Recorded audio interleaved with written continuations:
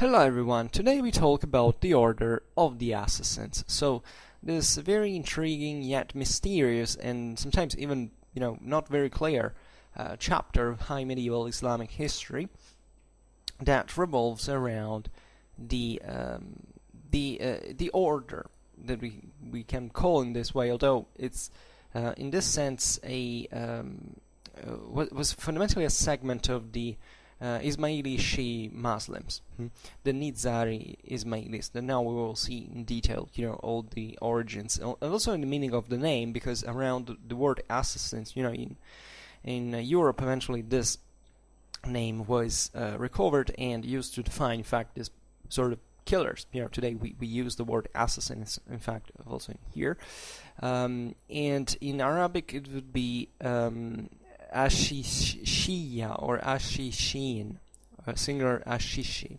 and that is in fact the name given to this name of Nizari Ismailis that dwelled in the mountains of Persia and Syria, especially the latter from the 12th century onwards, between roughly the 90s of the 11th century up to the 70s of the 13th century. Even if we know that actually the Nizari Ismailis actually went on and were employed also in the times of during the 14th century, even by the Mamluks, still as professional assassins. There was even a kind of fixed rate. So a major problem we have of this their story is that fundamentally we don't know a lot of things. We don't know much about them throughout all kind of their history.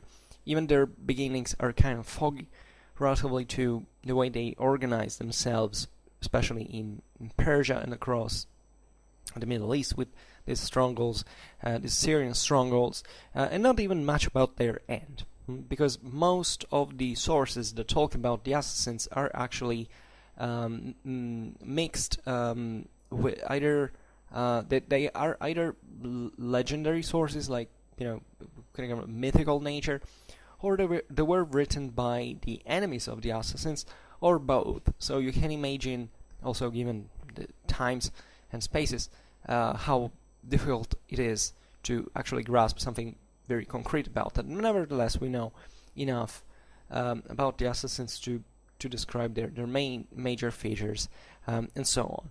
So the assassins as such, first of all, we should make perhaps a bit of an etymology in here, because Asāsiyyūn, now I don't know how to pronounce Arabic proper, but is this word that is often said to derive from the word Ashish, because allegedly the order of assassins was fundamentally believed to assume drugs to carry out the tasks that they were commissioned. Assassination missions that were fundamentally suicidal sometimes, because they were, in fact, we will see now, the assassins carried out these assassinations all over against some of the most prominent figures among their rivals, sometimes in public, under the face of the sun. Sometimes there were stealth assassinations, but most of the times it was this additional political impact they wanted to make by showing that if the assassins wanted, they could kill really anyone at any place at any time. Doesn't matter how public, how many guards there were. So this means that most of the times these the agents of the assassins were to be to consider their lives as a secondary problem, fundamentally, given the object of the mission. So someone came up with the idea that these assassins could carry out this task by being dragged with ashish or with some other drug. But this is actually false. This is a explanation that is being given through actually the histories of Marco Polo that describe this order in a time where it was now in kind of full decay. As a matter of fact, Marco Polo was born, if I'm not wrong, in 1254. So the assassins, the fortress of Alamut, it was their main center, was wiped out only 2 years afterwards.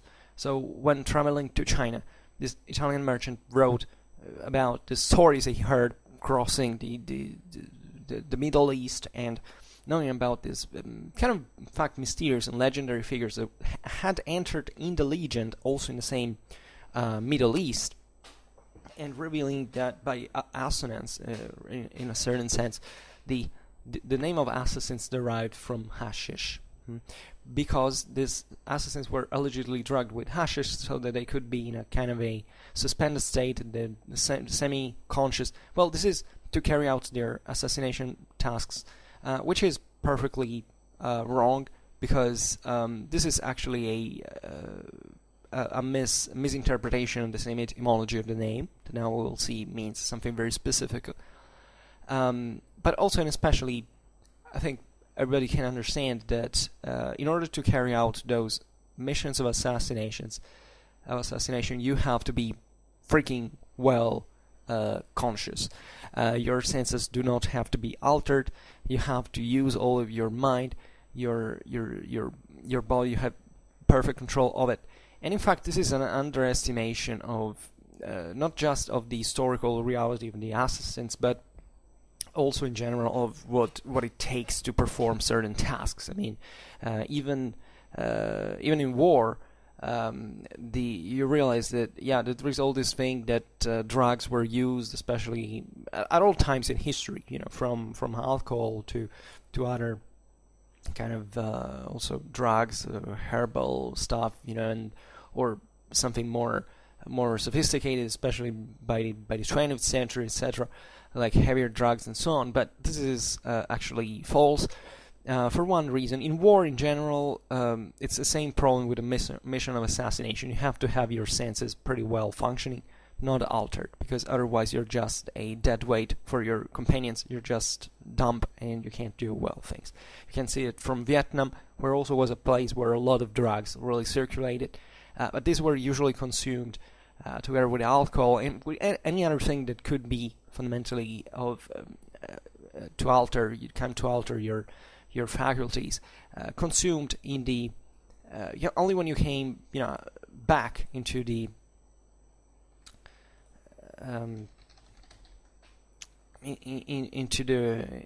into the rear, into the back fundamentally, not during the missions. During the missions, this was strictly forbidden, because even smoking weed can be extremely can be detrimental for your temporary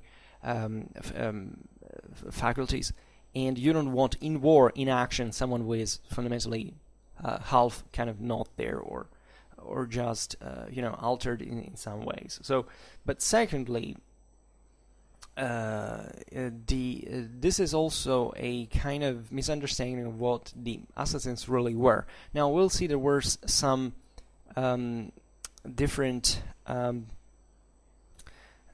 grades, fundamentally, some different ranks, into the assassin order, and only a minor part, actually the lower rank of the assassins, were actually delegated to political assassinations.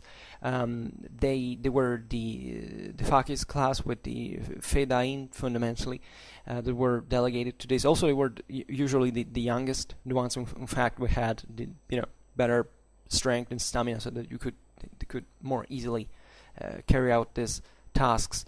But another aspect of these assassins is that most of the times they were actually they weren't just people who were hired just like this to kill, to be trained to kill, because that's the real version. You drug someone, you just send him to kill someone and it's done. No, these were actually highly skilled assassins, not just in the practice of killing, that was very sophisticated, could be carried out in with very subtle means, technically speaking, but also and especially from an intellectual point of view. These assassins had to be extremely well educated in order to infiltrate, even in areas where also several languages were spoken, where it had to conceal, it had to mimetize, and were essentially in the milieu, in the environment, and that could therefore be really of a very high profile, even as individual figures, as individual personas, and given their knowledge of the enemy and so on. But going back to the etymology, so hashish here is to be discarded as the original meaning. Yet, what does assassin mean?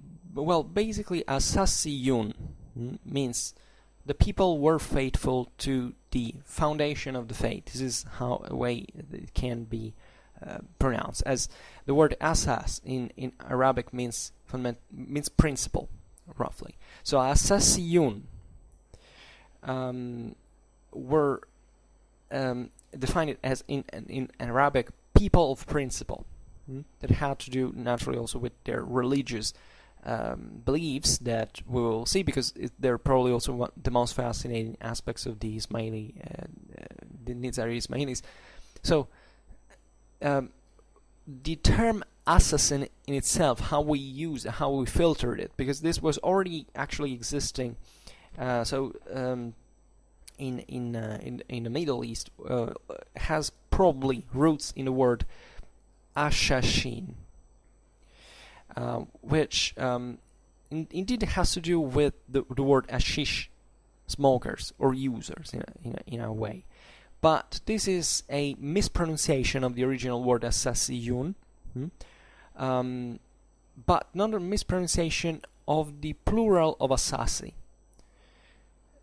which should be something like Asāsiyyūn fundamentally.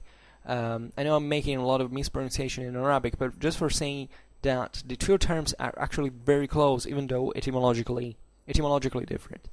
So the term assassin eventually prevailed, even with this sound. So Asāsiyyūn was the kind of the original, came out to be assassin. And eventually it was mainly the Crusaders that encountering the assassins in the Near East eventually took this name and transliterated it into their languages and disseminated it in Europe, and that's where the word assassin comes from, in various languages. That is in fact a direct result, a direct reference of the assassins of the High Middle Ages. So about their foundation, we don't know much. We all know that we only know that they were founded by the late 11th century, roughly around the 90s.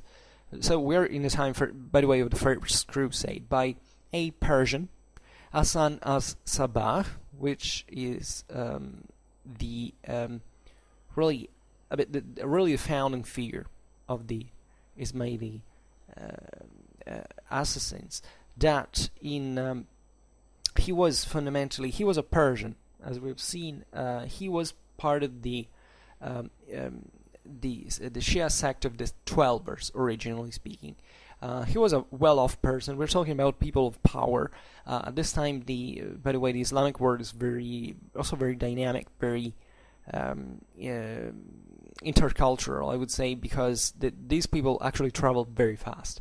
And Hassan went into Fatimid Egypt at this point. He was a Shia fundamentally, and that Fatimid Egypt was this major center of Shia power that was formed back in previous centuries. In this sense, posing itself in direct contrast to the Sunni orthodoxy that at that time was, in fact, into the Muslim world, and now it's complicated to explain, because I promise I will make some clarificatory videos about the various differences and how the evolution between, not just between the Sunni and the Shia, but really actually explaining all this, the Ismailites and so on, the Twelvers, other sects, etc. And he converted fundamentally to Ismailism in Egypt at this point. And he converted when he was 17, and given, let's make a bit of point, the idea of the Ismailism. The Ismailism is also, in here we should go into detail who was Ismail and so on. But let's say that it's a particular conception of Islam and of Shiism that is very exoteric in nature, fundamentally. Its doctrines are related to Neoplatonic philosophy. They're soaked with Gnostic ideas, and for the Ismailites, fundamentally, religion always has two aspects, or deals with two main aspects. From one side, the esoteric one, the Jair, I believe it's said, and another one, the probably exoteric one, the Batin. That's the reason why Batin means fundamentally spiritual. It's like it's interesting that there were parallels also with Christianity at this time, as you know, think about the spirituals among the Franciscans, or that naturally were a very different thing. But just for saying that there were certain tendencies all over the monotheistic world at this point that were kind of similar, that wanted to stress also the transcendental nature, the Gnosticism as a main character of religion that was naturally persecuted by the official orthodoxy, just in Christianity like in Islam, fundamentally. And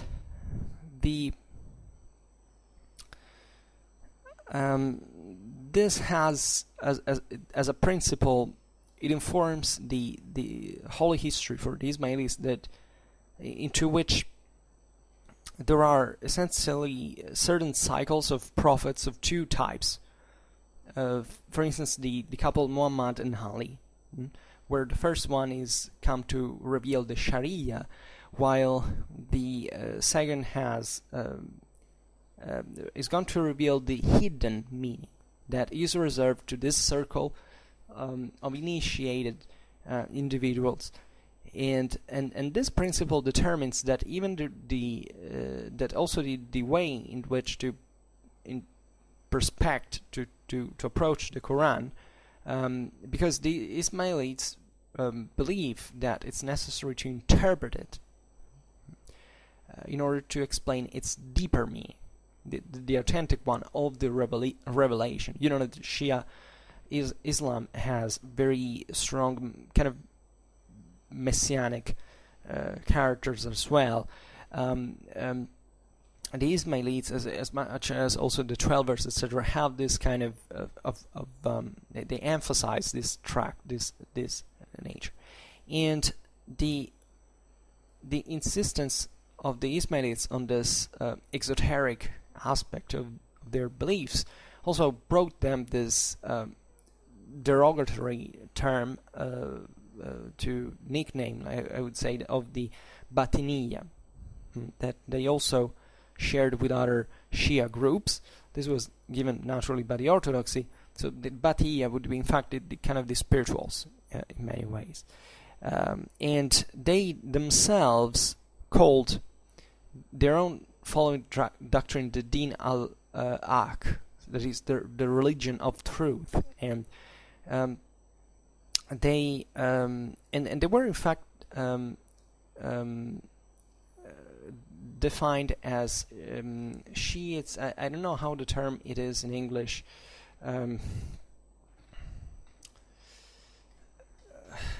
The Seveners, yeah. I was often you hear Septimans or something like that. In English, is the Seveners Shia, fundamentally.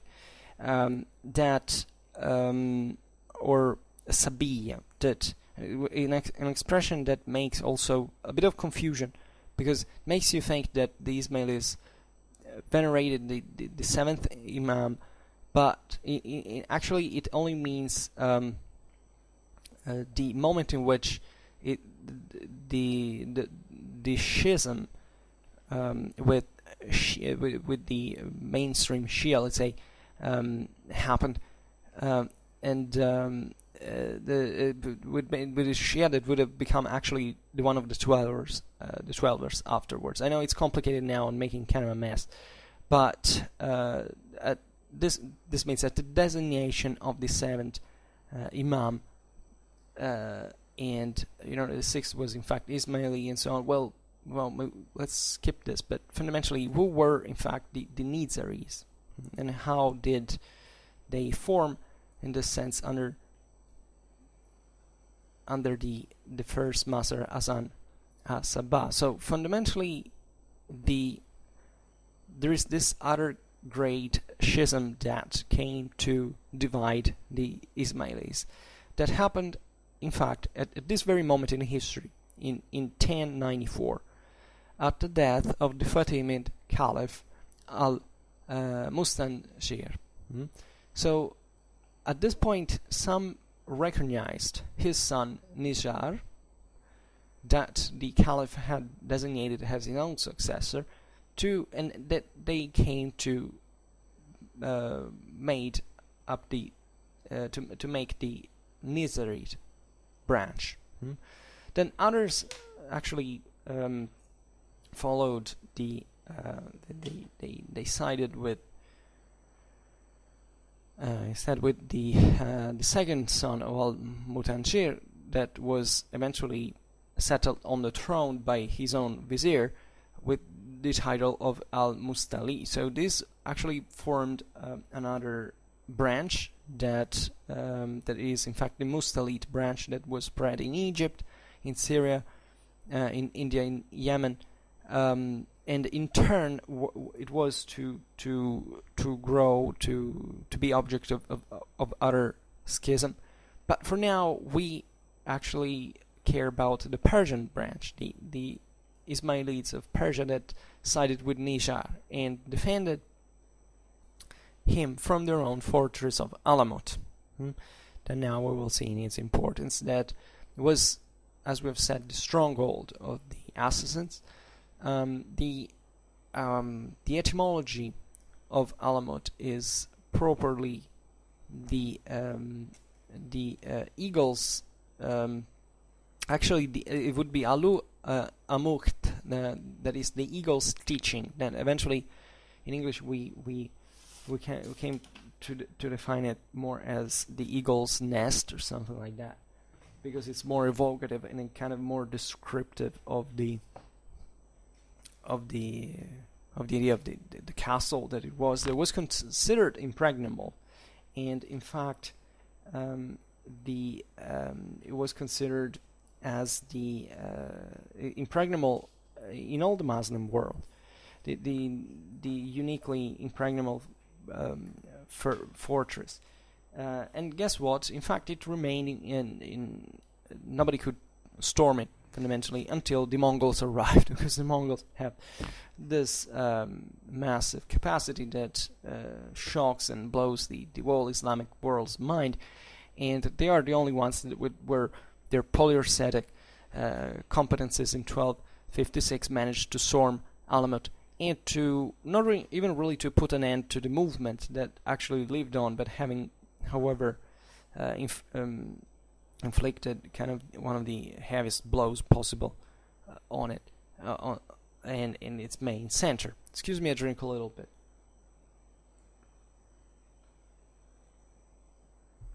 Alamut is, by the way, the ruins of the castle are still visible, and they are it's located to the mountains of the southwest of the Caspian Sea, and this was the real center. There were several other fortresses around. Some say even something like 60.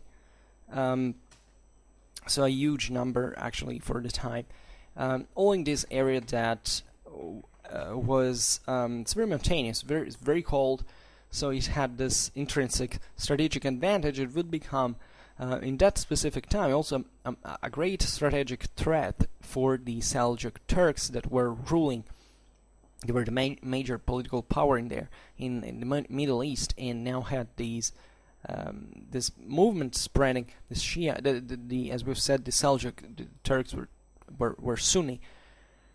So they had this very insidious Shia power strengthening itself, also through the Nizaris into these impregnable fortresses and chain of fortresses, and even threatening their ruling class through the threat of assassination. And it's from here, fundamentally, from Alamut, that the legend of the assassins, of the Asāsiyyūn, or whatever you want to call them, to nickname them, that was born. And it really explains also why there is this kind of black legend about the Nizaris, because, as we were to read also the reputation of the Ismailites, because of essentially the negative way in which they were portrayed. This is a bit the truth that is often untold, that everybody is fascinated by these assassins. Oh, that's so dark, it's so cool, something like that. But as a matter of fact, even though it is true that they performed this kind of activity by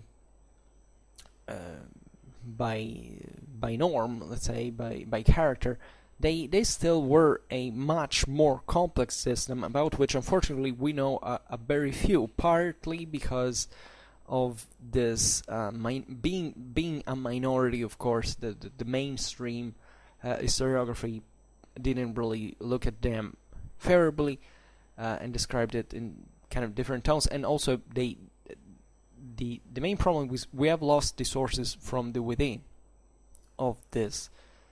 Not much because also of the fact of they were a minority, but also because great part of the historical sources on the assassins went lost with the destruction of Alamut, where most of the ancient sources about the foundation of the order, the history of the movement were stored. So that went, unfortunately, destroyed. So what remains on the exterior as a shell is this negative picture that it's not to say that, of course, these were kind of gentle souls that didn't touch anyone. Of course not. That's what they did. They were really specializing in this kind of international blackmail through the threat of assassination of the major political figures of the highest order, including kings, as we will see now.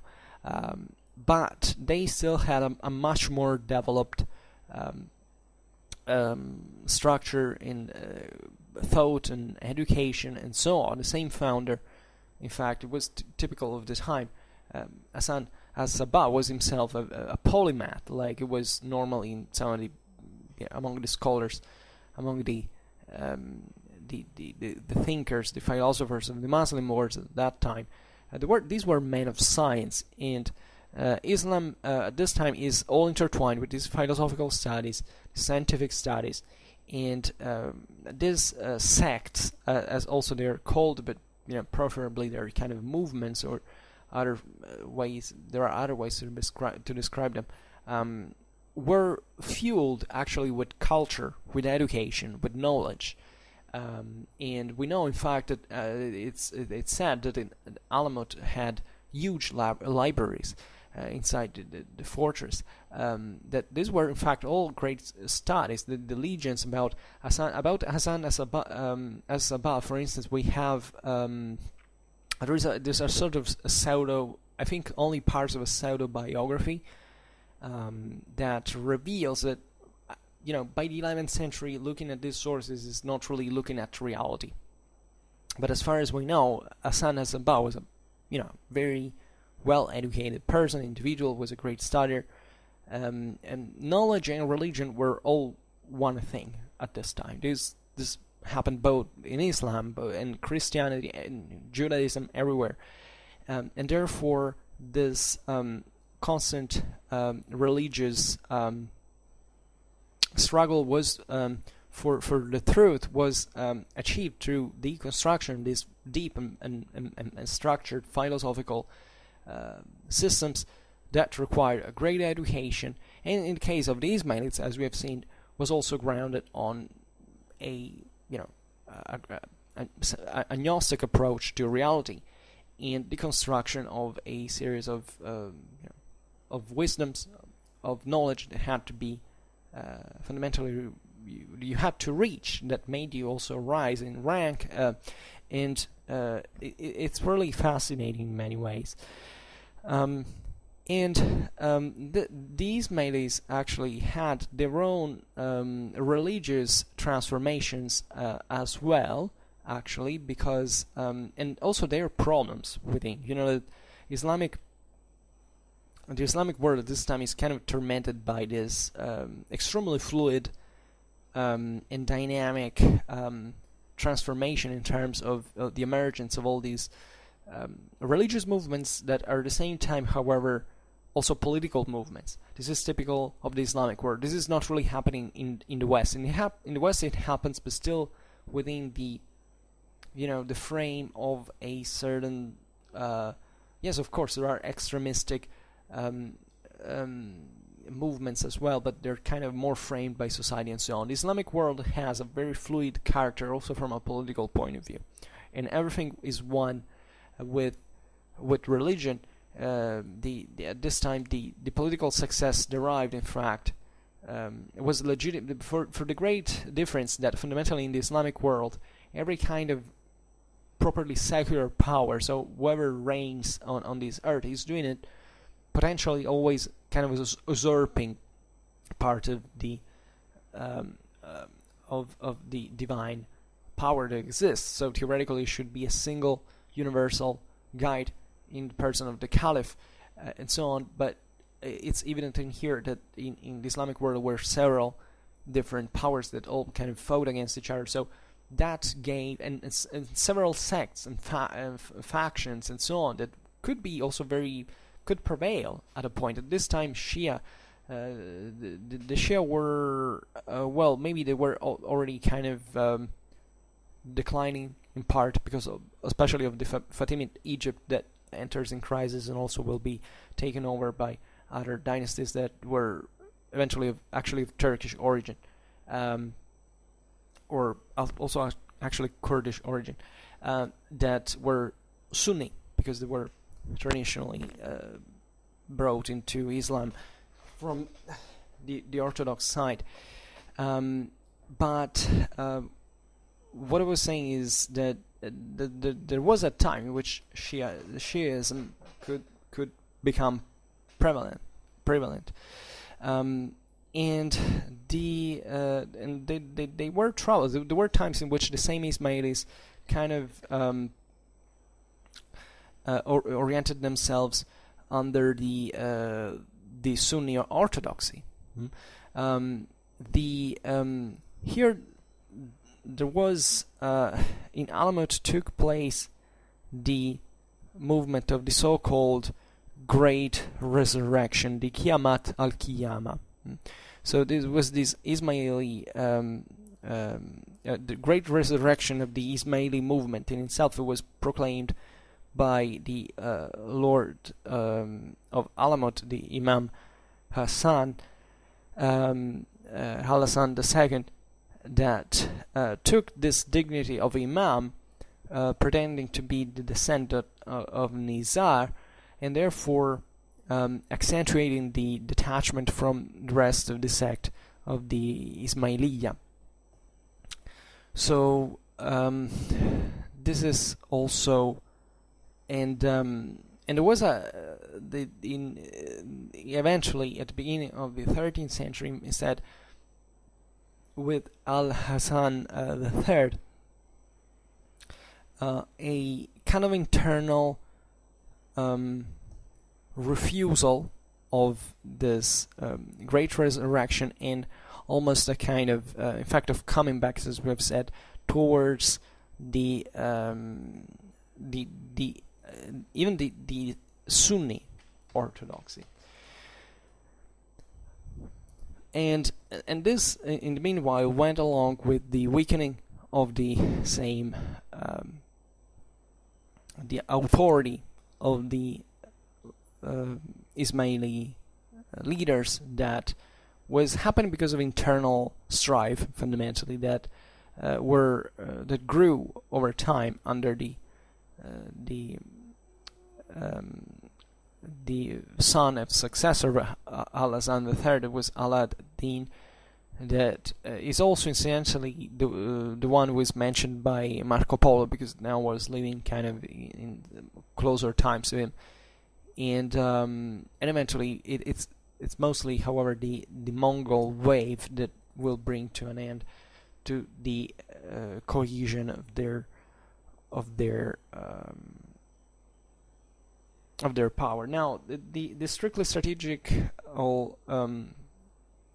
strength of centers like Alamut naturally was a key aspect of the Ismailite the rule over these kind of relatively large territories that, as we see also from a military point of view, as we will see, that they also had a consistent military potential, even though we know a relatively few about it. The order was structured in a fashion for which you had that was settled by Hassan as Sabah, that called himself the Grand Headmaster of the order. Then below him there were the so-called greater propagandists, followed by the normal propagandists, and eventually the Rafiks, the companions, and finally the Laziks, the adherents. And it was in fact the Laziks, the adherents, who were trained to become some of the most feared assassins, and they were often called also as Fidain. So these sort of devotees, these self-sacrificing agents. Now, naturally, self-sacrifice is to be intended in broad terms, because it was naturally a religious thing, as you can imagine. In Islam, there is this kind of idea of the struggle that has to be brought forth, for which the individual has naturally to sacrifice himself for God. But it's also perhaps part of what brought to the idea that, in fact, the assassination was to be carried out in this fearless way, even in this kind of fanatic, terroristic show, for which, in fact, great part of the also the survival of the order was due on this power of deterrence. I mean, the idea that you didn't have to mess up with the assassins, because their favorite weapon was assassination, wherever you were, wherever you are. So they didn't have apparently an enormous military power. They didn't build up an empire. They didn't extend territorially speaking, just like other empires. But being a minority, being entrenched in their castles, they could, however, send these terrible assassins that, and therefore could be showed respect and not to be bothered fundamentally. Although it wasn't really like that, because there was a constant struggle also with other powers. But in fact, the leaders of these powers risked consistently life, as we will see now, at the hands of the assassins. And what else can we say is that during we know that by the mid 13th century, allegedly, in the region of Alamut existed perhaps up to 60 or even more other mountain fortresses. So this tells you at the time you can't really do much against a power that has 60 fortresses, especially located into these impregnable locations, because it takes such a huge amount of resources to even storm even one, that just like Alamut, that was considered impregnable, that, how can you get rid of them? So this was their major strategical edge. And interestingly enough, during the early 12th century, there is this there was a large Syrian offshoot of other 10 fortresses that with its headquarters at Masyaf after 1141.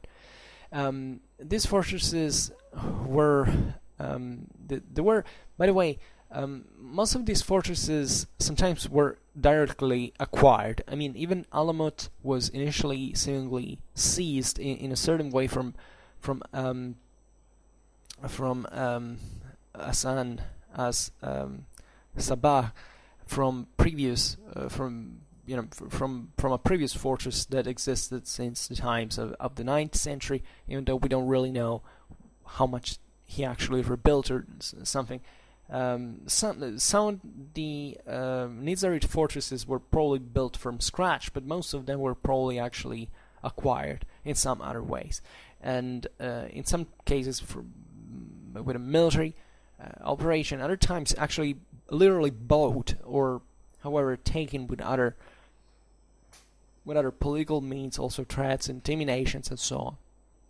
So during the mid 12th century, the Assassins had captured or acquired several fortresses also in here in Syria, along a mountain range of Nusariya. So also in here you see that we're choosing fundamentally this isolated mountaintop locations, so to increase their the possibility of staying into this even a very central area of the world at the time without risking more than much in terms of waves of invaders, attackers, and so on. We have seen the major center was Masyaf. Then were also the fortresses of Ruzafa, Al-Kaf, Al-Kadmus, Kawabi, Sarmin, Kliyam, Ulayika, Manika, Abu Kubais, and Jabal al-Sumak. And they, interestingly enough, the Syrian branch of fortresses actually lasted until the 13th century. The 70s of the 13th century. This is particularly interesting because the Mongols actually conquered, we have seen the Persian originary group in Al-Mulk himself in 1256, and kind of partially got rid of them. Then we know eventually the Assassins managed to retake control, I think, of the same Al-Mulk actually after 1275, and because 2 years before and we'll see now. So fundamentally in 1256 Al-Mulk is taken. The Syrian fortresses exist until 1270, 1273, when it's actually the Mamluk Sultan, so from Egypt, that annexed in Syria most of these fortresses. Baybars was the Sultan, and partially also integrated the Assassins in the Mamluk system. He kept using the Assassins, in fact, as killers, as professional killers, and as we were saying before, there was even a kind of fixed rate for their missions to pay for paying them, and so on. Then we know that in 1775, for a few months, the Assassins managed to recapture and hold Al-Mulk itself. However, remaining sectaries, the Assassins were remaining around for some time. There are many legions also regarding them. Some say that part of them also survived in Europe. They had an offshoot in Hungary. Seemingly it's just a legion. Then eventually they were really very far spread, as also Jean de Joinville, the biographer of Louis IX, when they were actually, he was in the crusade together with the king in Egypt in the Near East. He actually met them, even seemingly in diplomatic seat, kind of a talking, but with their emissaries, and he states that they were literally everywhere. They were everywhere. They were in Syria, they were in Palestine, they were in Egypt, aside from their Persian strongholds. And some of them are said to have actually infiltrated into Europe, even trying to kill the same Louis IX before he could launch the crusade against Egypt. And so they were so widespread they could have not been wiped out so easily, but it's the same nature of this order was chiefly a religious one, rather than, the one of professional killers, as we wanted to depict it, that eventually made them gradually reabsorbed into other Ismailite groups that that definitely even carried on the legacy of the Assassins, because as we will see, they continued to be employed as political assassins under the same Mamluks. It's Ibn Battuta that says that in the 14th century they were normally paid at that fixed rate per martyr. So the probably their most famous leader, aside from the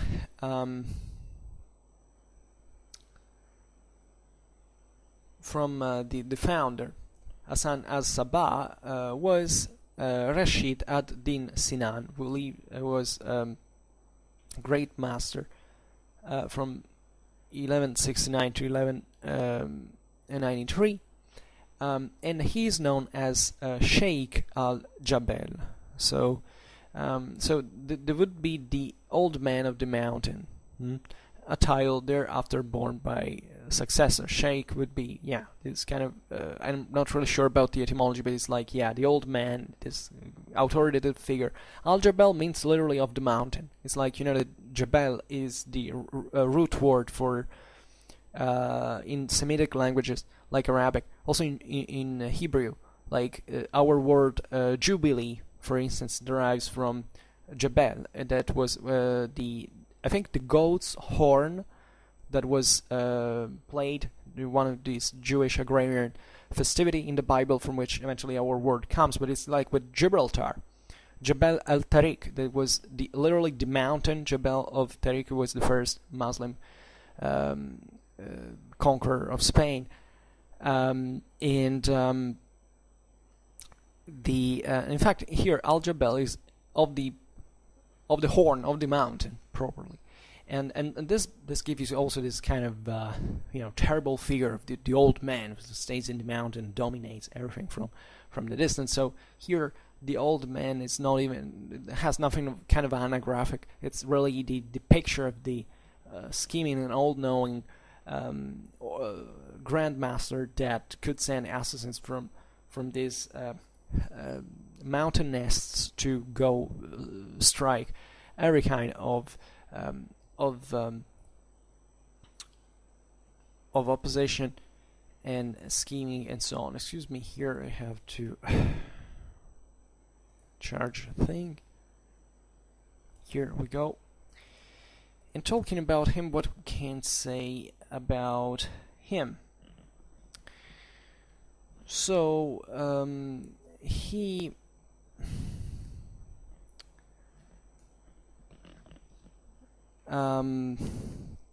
this happened, by the way, in a time in which that is really, very, very dense of events into the Near East. Rashid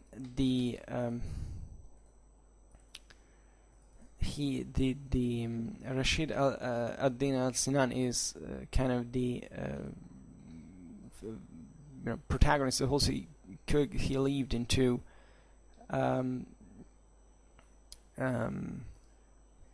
this phase of, you realize, the Third Crusade and so on.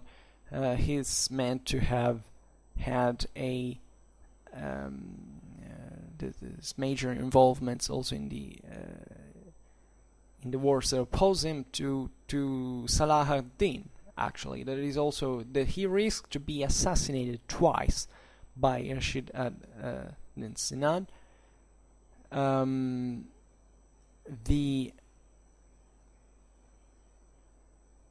And I'm searching something meaningful to tell, and there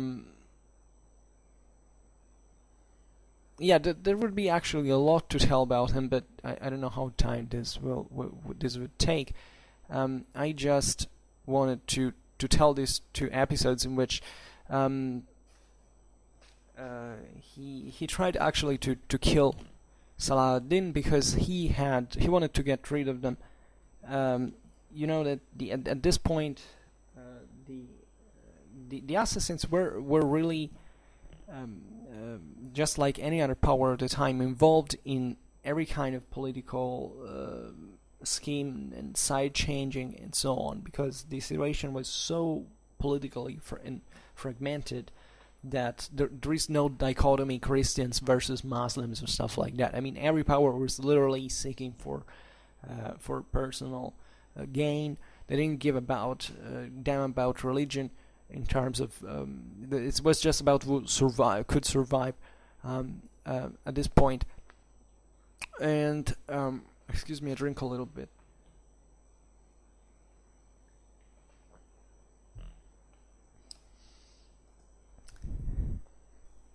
And Saladin actually besieged the Syrian headquarters of Masyaf. Oh, and yes, this is what I wanted to say about Rashid ad-Din Sinan, is that he basically achieved a sort of autonomy from the Persian branch of the Ismailites. So this is particularly important because he created a sort of Syrian state, Nizari state on his own, growing consistently independent from the major center. So just imagine this world to be, now we say, the Assassins, as if they were kind of a unique state that was controlled. But no, we're talking about the Middle Ages, the High Middle Ages. This is no moment in history for centralized states that could control everything. There were internal dynamics, most of which we don't really know much about, that were definitely very fluid, also within the same order, let's say, of this same movement, because they were ultimately religious. It was a religious movement. There were schisms. There were also, for evident political reasons, all that brought eventually to this Rashid ad-Sinan to rise as the prominent figure in power into Syria, and to deal at that time both with the Crusader states and the other Islamic powers surrounding, including the one of Egypt that tried to besiege also the same for a headquarter of Masyaf, that, as we've seen, was the first. And there are many legends surrounding the episode of Saladin's attempted assassinations. The first one is actually, I don't remember whether it was still at the siege of Masyaf, but however, once he was reached in his tent by a group of soldiers that, I don't know what they were coming there, whose identity was actually really not known, and one of them aggressed him in his tent, and his guards were able to stop them. He survived it by chance. Also, there's another anecdote. This time, I'm pretty sure of Saladin besieging Masyaf, dreaming at night a sort of light that from the fortress of Masyaf would come across the sky and fall on the top of the of Saladin's camp, and he woke up from this nightmare, and he found someone that was sneaking out of his tent, and he found all around proofs of the presence of this obscure presence, and kind of sheet of written certain messages were saying not to go on with the siege, because otherwise the great master would have killed him, and a knife, a poisoned knife in the tent, so showing quite dramatically that if they had wanted, they might have already killed him. So allegedly Saladin shouted in despair, saying that this shadow that is seen sneaking out of his tent was actually the same Sinan, Rashid ad-Sinan, that had come for him.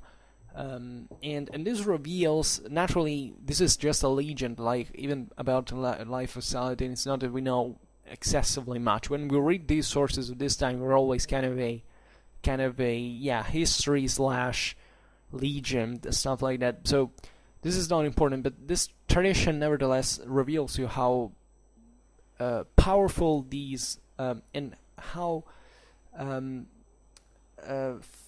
far-reaching the Nizarites were believed to be with their agents. They were in fact meant to be everywhere. So that was their main political goal, that you couldn't hide, fundamentally, wherever you were and whatever you wanted to do against them.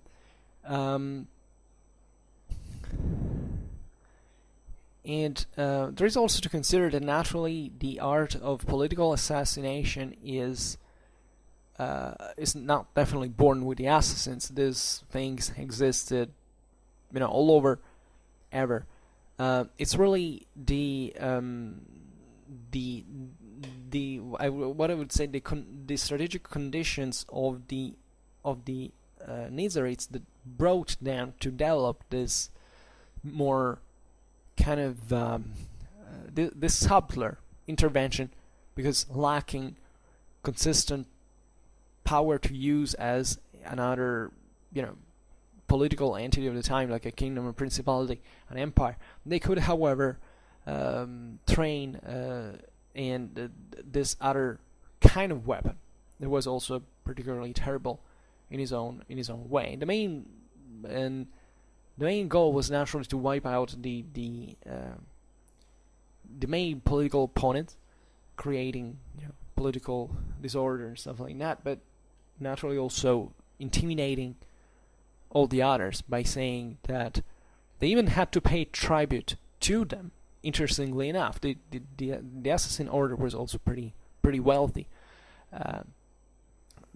in order to say, okay, if you don't pay me, I will kill you. This is kind of the mob. And it was literally how the world worked at that time.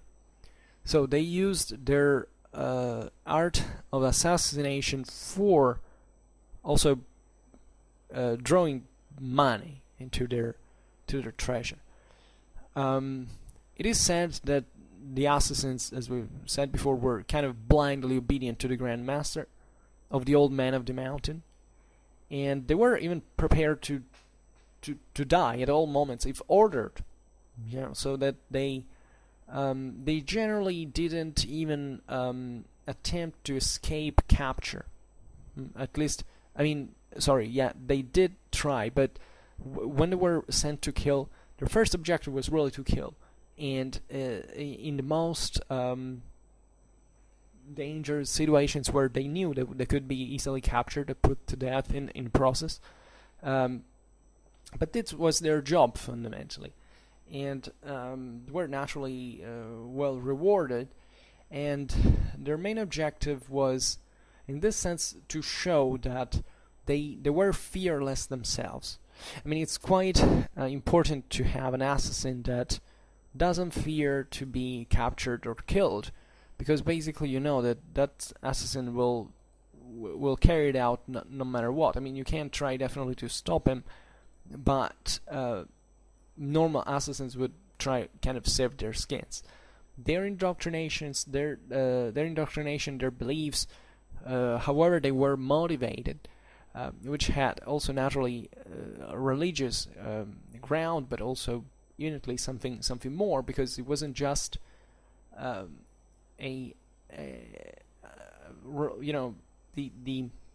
this exoteric nature of Ismailism has definitely an additional philosophical enticement for its adepts. It really makes them believe that there can be a greater a real way they can reach the truth that is not simply as in orthodoxy, as following those rules, etc., but also achieving them through proofs, through tasks, through a certain path, I would say, that adds to this. It's like it's hard not to trace a parallelism with today's fanatism in but at the time it was really like that, everywhere, right? Really, the religious passion, the religious faith could bring so many to also carry out these duties, always given that these weren't really attributing equality to religion is kind of reductive, or it's part of this of it. Definitely, religion permeated the whole thing. There was an additional value added to their training, their education. Was all aimed at a certain direction. Was all one with religion, but in this sense meant much more. So another assassin would just, things are getting wrong, I'm out of here, right? This wouldn't. This would go on. They would accomplish their mission, and also they wouldn't mind being captured, because they would try to escape eventually through their skills.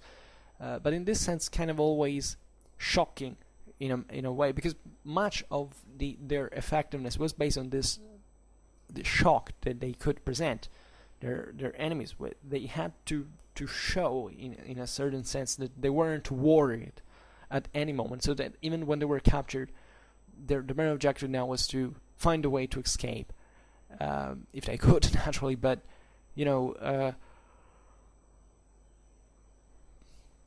were trained as masters of illusion as well. So they really were very highly trained professionals, and that's why everybody kind of feared them, because they could sneak in literally everywhere, and having also the ability of getting out of situations in very clever ways.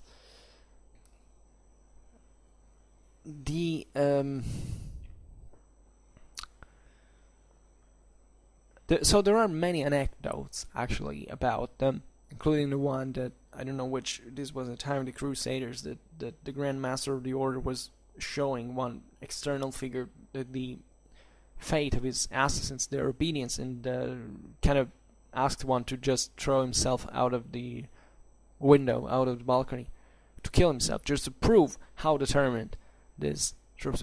And it might be legend, but actually I think it's kind of I'm sure the text is being fabricated, but I believe there is always some kind of truth in it, because there are. I mean, it's relatively easy to condition psychologically someone to do certain things. I mean, it's not difficult at all. And these ancient wars were also kind of mastering the arts of psychological control, and as much, if not better, than what we do now. So this is theoretically plausible. Even if exaggerated, it reveals the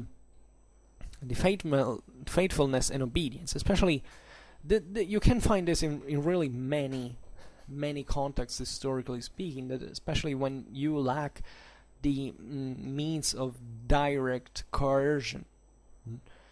Also in primitive societies, this is not the case, of course, but it's easy to develop for fundamentally some beliefs, some practices, some that bring you to be kind of fanatically obedient to a certain code, and this was probably carried out in this way. Very probably not through drugs. Naturally, there was this idea of the promise of of reaching heaven, also getting killed, not differently from, I do not really know now in the Nizari practice what was the idea of the approach towards the Islamic effort for the propagation faith and so on. But it's even that there was a afterlife. There was a reward for them in the afterlife for carrying out such difficult tasks, and even getting killed into the process. The author Bar Hebreus, that was actually a Coptic Syrian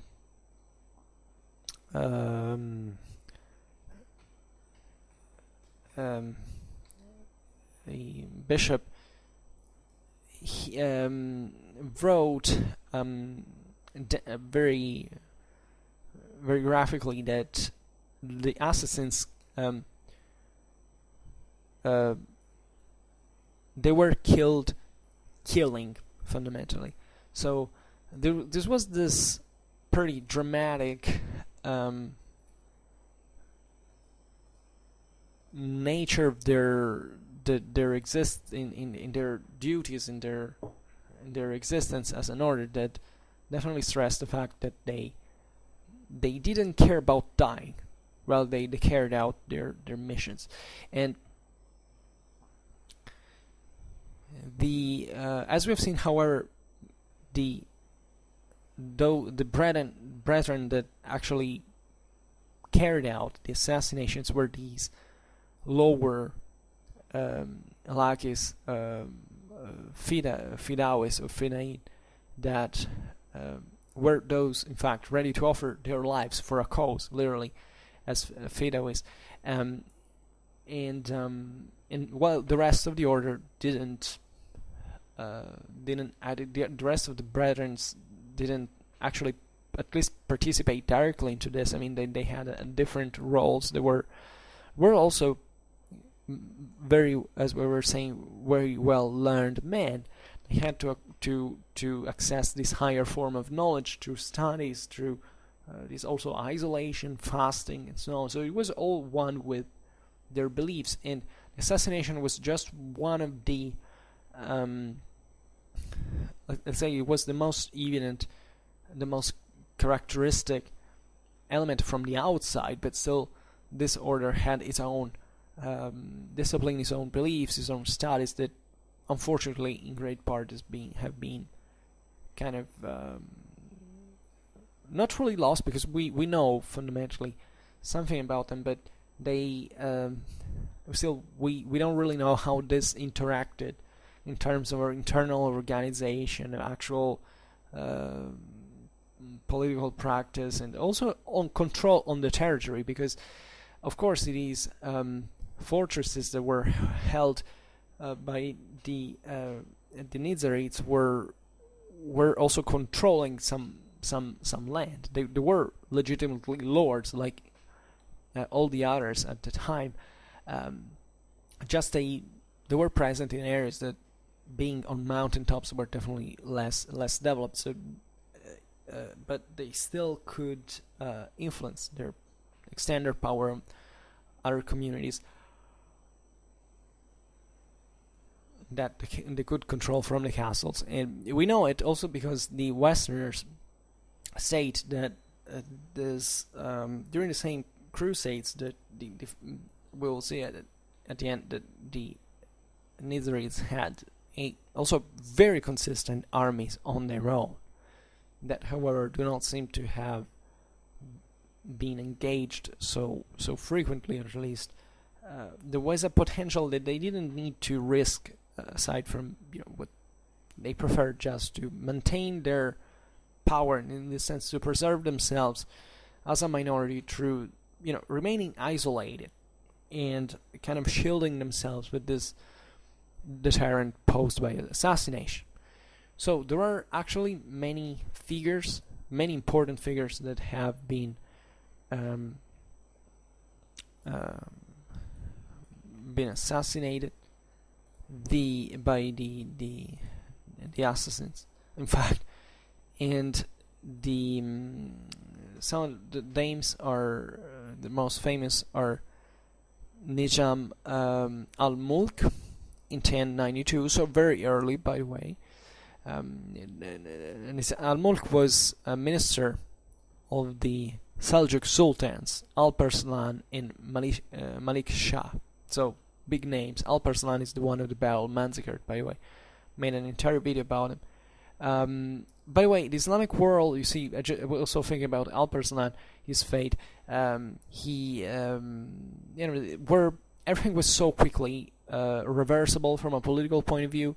You could be assassinated from a moment to another. Everything was really soaked into this religious perspective. Much more, I really believe, much more than in the West. Because I repeat, in the West was a kind of a stricter definition in Christianity, differentiation between the clergy and the secular rulers. In the Islamic world, things are much more complicated, and they also the Islamic world tends to distrust the secular power. So this, united with the general fragmentation that the Islamic world was undergoing from a political point of view at that time, really made it very easily, even from orders of assassins like this, to actually find a vacuum to infiltrate, and therefore also the assassin's order has to be understood from this perspective. From the perspective of a world that was constantly measuring fundamentally the effectiveness of the political authority as fundamentally a divine reward, that was not like in the Christian world where, who did good was rewarded by God, and who did bad was kind of punished as well, but was still legitimized by God. I mean, what was happening there was still something for which the believers had to be loyal to. And the Islamic world was all the other way around. In fact, this same powers, the fragmentation in Islamic world, politically speaking, came exactly from this confession, from the refusal of the authority of certain political and also religious figures, like in the case of the caliphs. That was also particularly evident in also in the creation of other political entities, like in the Shia world, in the Shiite world, like just it happened with the same Ismailis fundamentally, as we have seen. So these were political figures that also were considering themselves as descendants legitimately from the blood of Muhammad, because that is fundamentally what the Shia stress compared to the Sunni, that one said an elective caliphate, and everybody could literally invent it. Like even the same Fatimid Caliphate had been born fundamentally from that. I mean, it started from a revolt. I don't remember whether in Tunisia or in Libya. This guy said, "Okay, I'm the true descendant of Fatima, so on. I will go on," and it went on in Egypt, this massive revolt, and they managed to create their kingdom on their own. A sultanate, a Shia sultanate on its own. So this kind of rebellism was present in many ways in this world, and that's also what the assassins have to be read rather than assassins really as Nizaris in this sense. Because if you take away the religious factor from it, it's not that you can really understand what the real world was. So Al-Mulk, we were talking about him, was in fact a minister of the Seljuq Sultanate, and is also famous for having been assassinated from the Ismailis. And he had been, in fact, as a Seljuq minister, a defender of orthodoxy. He had also favored science. He founded in Baghdad the secondary school of theology and law. Fundamentally, were in the Sharia, fundamentally the same thing. He left us. The school took the name from him, the Nizamiya, I don't know how to pronounce. And also his treatise on government is very important. It's very important work for Persian literature. By the way, it's very interesting how the Persification of Islamic culture at this time. I mean, even the Seljuqs that were fundamentally the protectors of the Abbasid Caliphate, etc., were highly Persified. There was this kind of offspring of Persian culture and education that is to be related also to the same causes that made the Shia Islam surviving into Persia, to developing into Persia. There was a kind of a traditionally more advanced world, culturally speaking, than what the Arab one had been historically. So even the Abbasid Caliphate had drawn much from Persia and so on, but the situation was very complicated. And in the same Abbasid Caliphate, the chance for a conversion to a Shia would have been actually feasible at a certain point. So there were great political ambitions behind these movements that weren't just that you have to be in to understand, because otherwise you just think a bunch of crazy guys who split it and made a mess. And the Islamic world is dramatically complex, way more complex than the Christian world, and it's definitely marked by this constant political strife that is all one with the religious one at the end of the day. And Nizam al-Mulk was one of the victims of this, the first great victim of the assassins, also because of this greater political goal, let's say. Another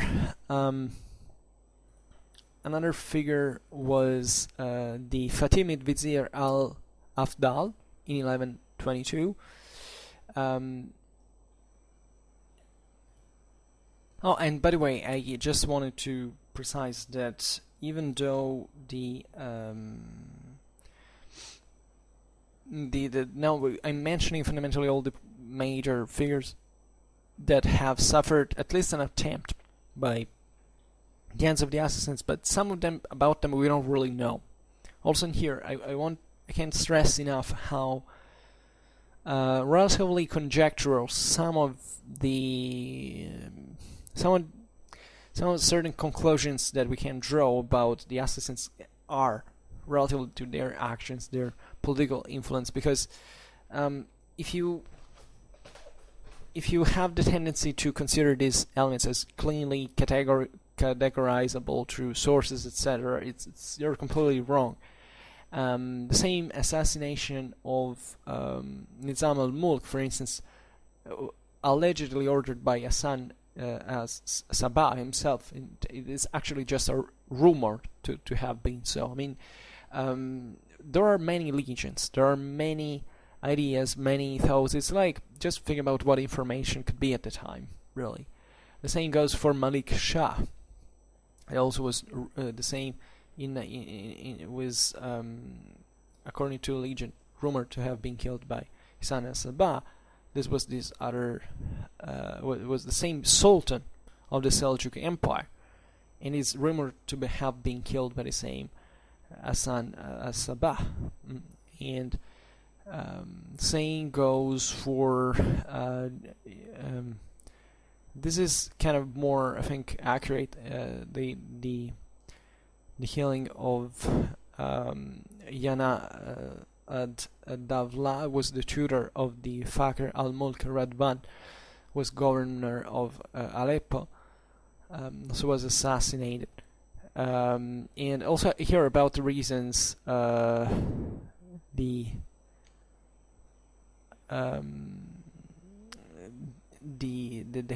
had stolen them a castle, fundamentally.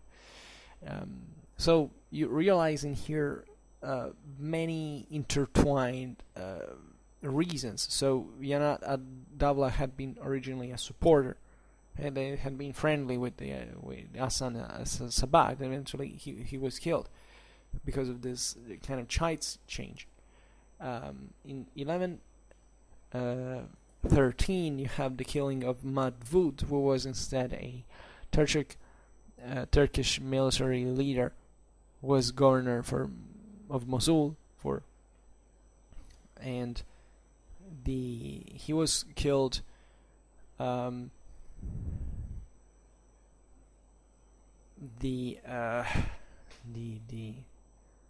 because of his influence, actually. Not because he had been enemy of the assassins, apparently. Well, also in here we don't really know. Also in here it's rumored, we don't really know whether he was actually killed. Same rumor goes for Al-Afdal Shahanshah, who was instead the vizier of the Fatimid caliphs of Egypt. That is the one we were mentioning before. And similarly here, the reason was the fact that he had appointed the Al-Mustal that we've seen before, instead of his much older brother Nizar, that the assassins had been very supportive for, so that they even took their name, the name of. So here it's interesting also the geographical dimension. We're hitting really everywhere. Then there are a series of assassinations, also starting from the successors of Hassan al-Sabbah, by Kia Buzirg Unmid, for instance, was the second assassin ruler of Aleppo from 1124 to 1138. Who had killed Ibn al-Kashshab of Aleppo, who was the judge, who was a kind of political and juridical figure of Aleppo during the rule of the Seljuq Emir Radwan, and he was killed because he was responsible actually for the slaughter of many Ismailis in Aleppo, in here. Then always ordered this by Kia Buzurg, and this in 1126, and this was a stealthy assassination. It was kind of relatively rare because we have seen that as assassins usually prefer to do this very theatrical show-offs, like killing even in public and so on. So to prove that there was really nothing that would stop them fundamentally, was the assassination of Abu Sa'd al-Arabi, who instead was also in here the Qadi of that is the judge of Baghdad in this time. And then we have the assassination of al-Bursuqi of Mosul. Also, this is kind of very important in 1126. Seemingly here the assassination was carried out by several assassins at once. The al-Bursuqi of Mosul is kind of famous because he was a Turkish Seljuk officer, was governor of Mosul on behalf of the Seljuk Empire, and he was responsible for numerous feats against also armies of crusaders. And also in here we don't actually, he's a kind of a more important political figure, and he was killed in Damascus, but we don't really know the reasons behind this. His death was important because he kind of destabilized the whole region. It was a traumatizing factor, and it actually from which assassins highly benefit in terms of deterrence and their preference. And he was killed, in fact, on the Friday he attended the prayers in the mosque of his city.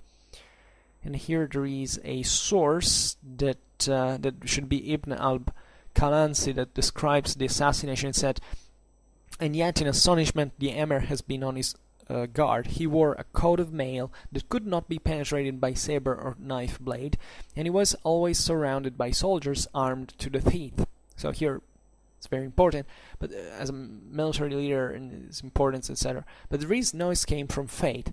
al-Bursuqi had gone as usual to the great mosque of Mosul to say his Friday prayers. The scoundrels were there, dressed as Sufis, praying in a corner without arousing any suspicion. Suddenly they leapt upon him and struck several blows, through without piercing his coat of mail. When the Batinis saw that the daggers had not harmed the emir, one of them cried, "Strike high!" at his head. They struck him in the throat, and knife thrusts rained down upon him.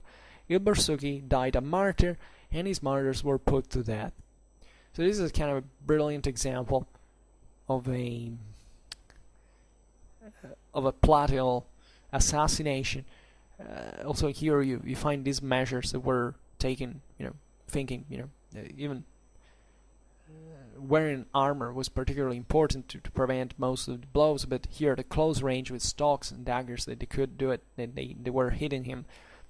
Eventually he was hit at the throat because eventually his armor was also kind of effective.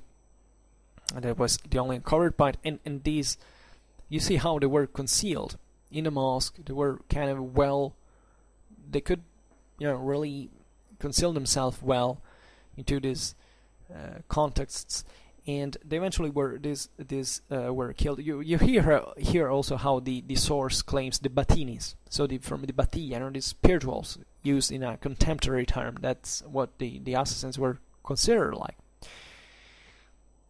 Then King Bursuke in 1130 ordered the assassination of Caliph Al-Amir bi Akamlah. That was instead was the 10th Fatimid Caliph, and recognized as the 20th Imam by the Nizari Ismaili Shia sect. So you hear they were the rivals of the Nizarites, and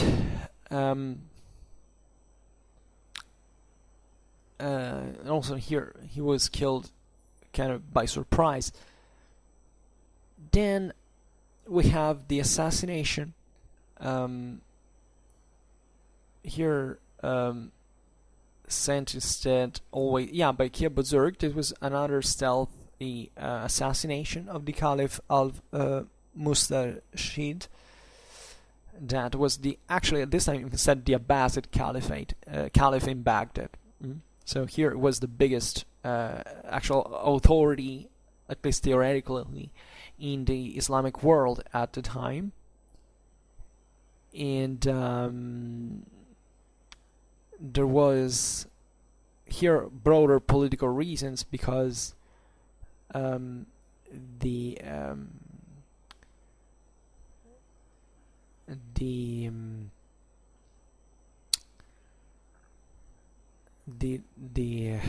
there was a sort of stalemate fundamentally deriving from the political action of sorry, I'm reading. Well, whatever. They managed, however, to kill the Caliph of Baghdad. In fact, in Alamut, similarly, they were feasting for it for an entire week, because that was kind of their major political rival as the Sunni, leader par excellence, and in that time being kind of in fact, threat, and also guiding the Seljuqs against them. Against the Nizaris themselves. Then you have this. You have another leader here, Mohammad Ibn Qiya Bursuke, who was actually the third of the assassins rulers of Alamut, who launches these other sets of assassinations. The one of Caliph al-Rashid. There was also in here I think it was the successor of the same al-Mustashid. He was his son actually, and there was Abbasid Caliph of Baghdad, and he also became involved in Seljuq disputes. And also here we don't really know why he was killed fundamentally by the assassins precisely. And also in here was another big goal for the Nizarites that was celebrated with another week of feasting into Alamut. Then you have the assassination of the Seljuq Sultan Davood, and this was he was killed in Tabriz in 1142. And had actually, there's a big evident reason, because he had persecuted the assassins by massacring Ismailis in Azerbaijan, and therefore the assassins in here basically killed him for preventing further slaughter against the Ismailis. So it would be interesting now to understand whether the assassins, the Nizarites, were protective also towards other, general Ismailis or Shia, but this naturally is contingental. It depends on who they were fighting at that point. but in this case I think they were actually Nizaris themselves the ones who were being slaughtered. There is in 1149 the assassination of Danak ibn Yandal. That was instead an emir of the Wadi al-Taim. There was this large, actually fertile valley in southern Lebanon, and he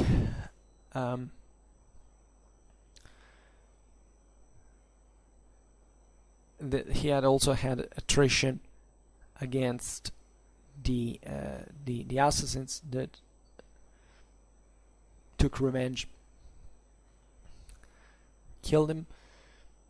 You have also in here the first European victim, known victim at least, of the assassins in 1152. Here it's also an assassination sent by the Abu Muhammad, who was the first chief Dai of the Syrian assassins. So here the chief Dai was a rank in the assassination order that was given by the old man of the mountain because he had this similar role to the lords of Al-Mulk in Persia. So now in Syria they were essentially emulating that. And so in here you realize how they were immediately involved into this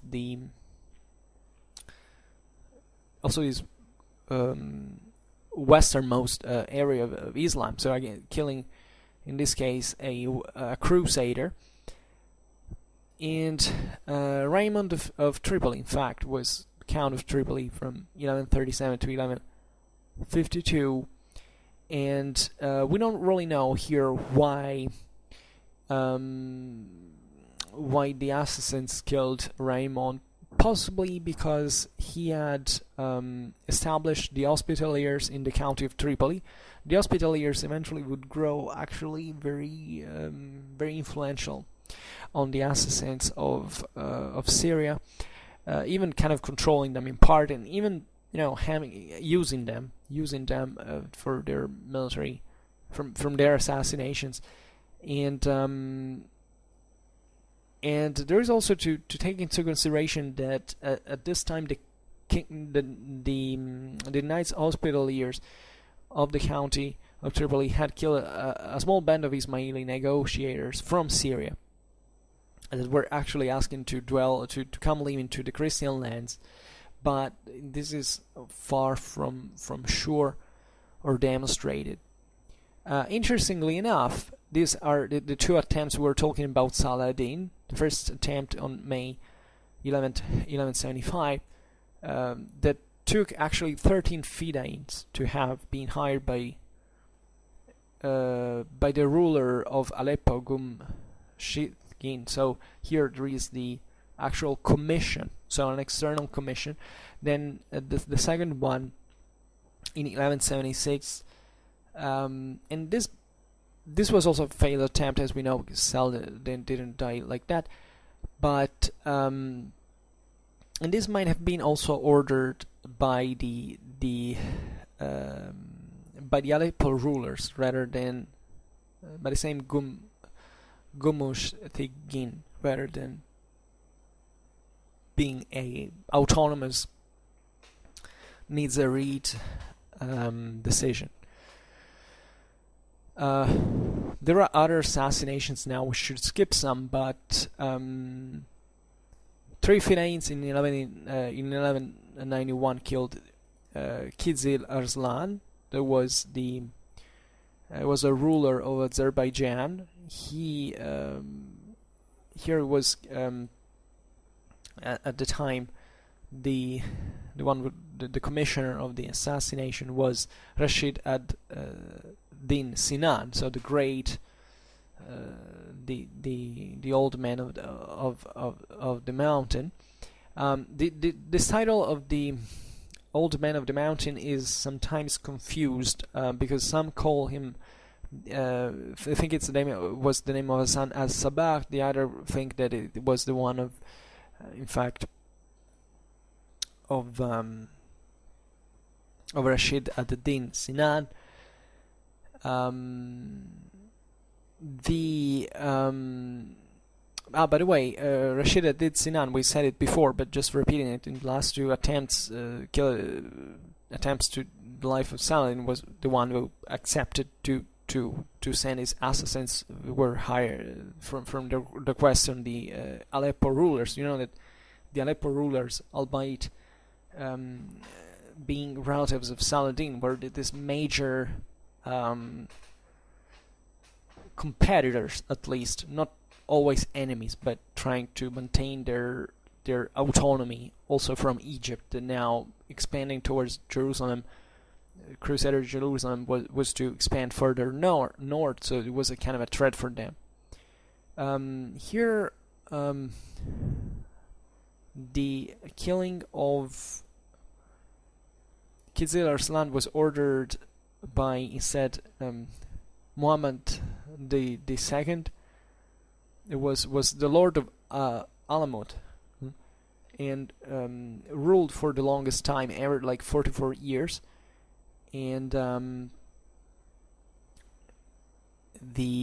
he was actually the son of the Hassan ala Dikiri Salam. There was the one who had proclaimed the Qiyama, so the resurrection, interpreted in this spiritual exoteric manner of truth being unveiled with the Ismailis in this case, and that had brought fundamentally the abolition of the Quran law.